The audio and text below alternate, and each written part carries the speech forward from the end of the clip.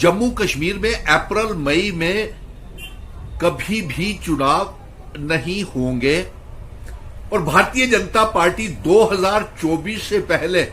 कभी असेंबली के चुनाव जम्मू कश्मीर में नहीं करवाएगी। भले ही भारतीय जनता पार्टी ये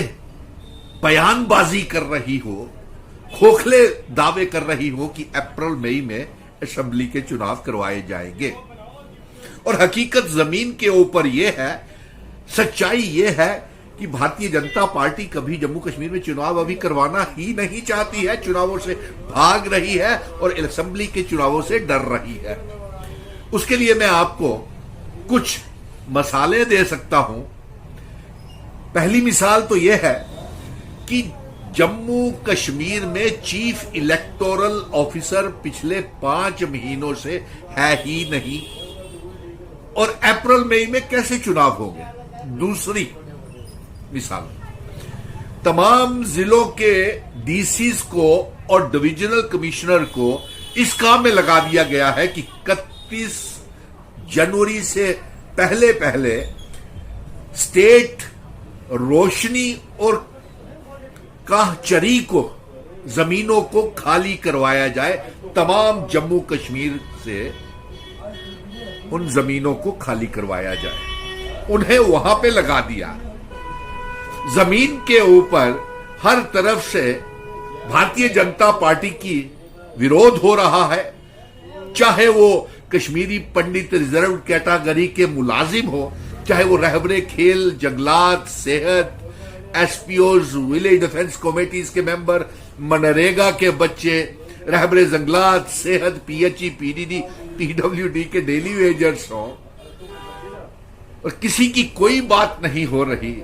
तो चुनाव कैसे होंगे साहब, जब भारतीय जनता पार्टी का तख्ता पलटने के लिए जम्मू कश्मीर की आवाम और नौजवान खड़ा है। और इसके साथ साथ हमारी ये मांग है कि इल्हाक की शर्तें हमारे महाराजा जी ने इसीलिए रखी थी कि सिर्फ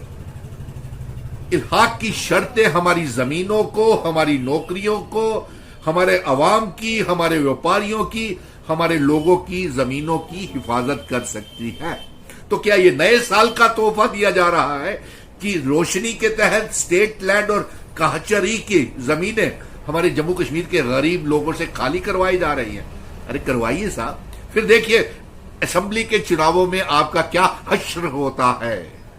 मैं कह देता हूं कि अमित शाह जी कल आप जम्मू कश्मीर के दौरे के ऊपर आ रहे हैं,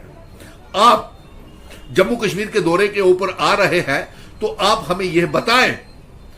कि इन कश्मीरी पंडित मुलाजिमों के लिए, रिजर्व कैटेगरी मुलाजिमों के लिए, रहबरे खेल टीचर्स के लिए, जंगलात, सेहत, मनरेगा के बच्चे, नेशनल यूथ कॉर्प्स के, पीएचई, पीडीडी, पीडब्ल्यूडी के डेली वेजर्स को लेकर के कब आप मिनिमम वेजेस एक्ट को लागू करेंगे? और इसके साथ साथ ये बताएं कि इल्हाक की शर्तों के ऊपर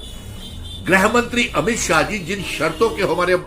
ऊपर हमारे महाराजा हरि सिंह जी ने इल्हाक किया था और हमारी जमीनों की हिफाजत की थी, हमें स्पेशल स्टेटस 370-35 से स्टेट सब्जेक्ट दिया था, आज वही जमीनें आप हमसे छीन रहे हैं।